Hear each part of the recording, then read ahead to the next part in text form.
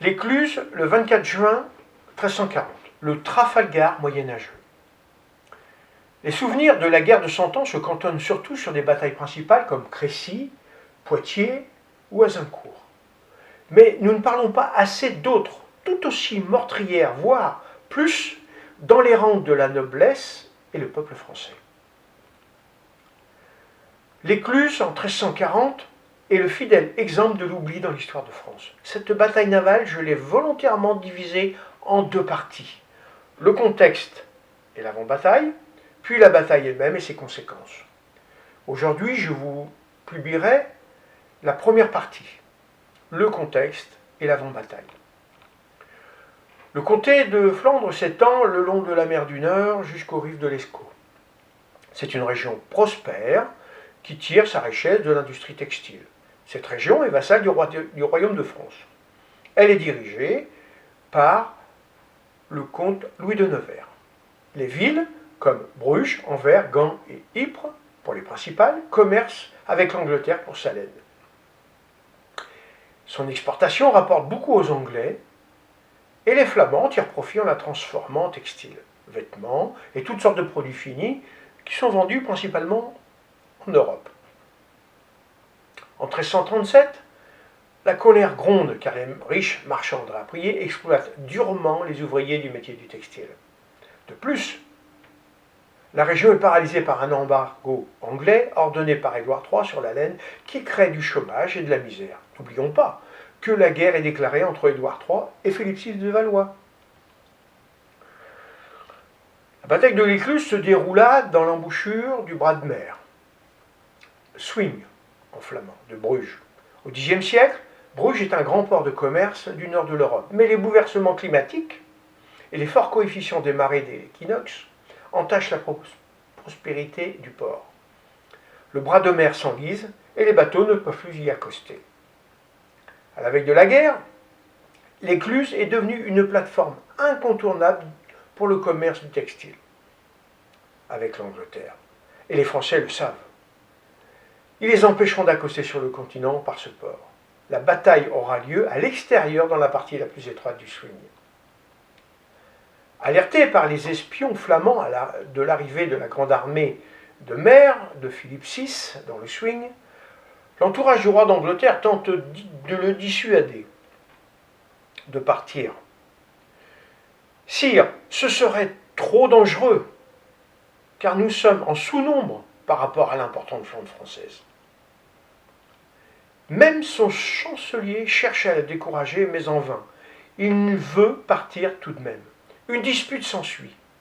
Le chancelier démissionne. Édouard III juge qu'un ecclésiastique ne doit pas se mêler des affaires militaires. Il demande conseil à ses deux compagnons de guerre, deux vieux briscards, les amiraux Robert Morlay et John Craven. Tous deux sont du même avis que le chancelier. Le roi est hyper énervé. Mais vous vous êtes tous mis d'accord avec l'évêque pour m'empêcher de partir. Mais de toute façon, même si cela ne vous convient pas, j'irai quand même. Que ceux qui ont peur restent chez eux. Il rétorque. Sire, votre majesté est décidée à partir. Nous la précéderons, et ceci jusque devant la mort. Enfin, le roi se calme. Il ordonne à tous les ports d'accélérer l'armement des navires. En une semaine, la flotte anglaise passe de 40 à 200 navires de tout tonnage. Le 22 juin 1340, elle appareille du port d'Orwell. Édouard III embarque dans sa coque royale Thomas Beauchamp. Les 200 navires et les 50 de la flotte du Nord, totalisant 20 000 hommes, arrivent le 23 juin 1340 en vue des côtes flamandes, au large de Blankenberg, loin de la flotte française. De son côté, les Français ne sont pas en reste. Philippe VI de Valois sait qu'Édouard III a donné sa promesse aux Flamands de revenir et de le provoquer. Il sait aussi qu'il ne pourra accoster que par le port de l'Écluse, car tous les ports français sont surveillés. Il décide d'envoyer la grande armée de mer face au port et d'emboucher l'entrée. La flotte se compose de 20 000 hommes, répartis dans 212 navires. Et elle est prête. Elle sera commandée par des amiraux comme Quiré et Béhuchet. Les navires partent de tous les ports des côtes normandes et picardes le 23 mai et se rejoignent à l'écluse le 8 juin 1340. Aux navires anglais se sont jointes des galères génoises commandées par Barbavera. Au lieu de rester au sein de la flotte, les marins génois créent des incidents. Ils débarquent sur l'île de Kazan, pillent les ressources et tuent toute la population, soit 300 personnes. Les Français, de leur côté, arraisonneront des navires flamands. Leurs équipages seront sommairement mis à mort. Ces agressions françaises et génoises seront lourdes de conséquences. Les Flamands se vengeront quelques jours plus tard, quand la bataille sera en phase d'être perdue par les Français.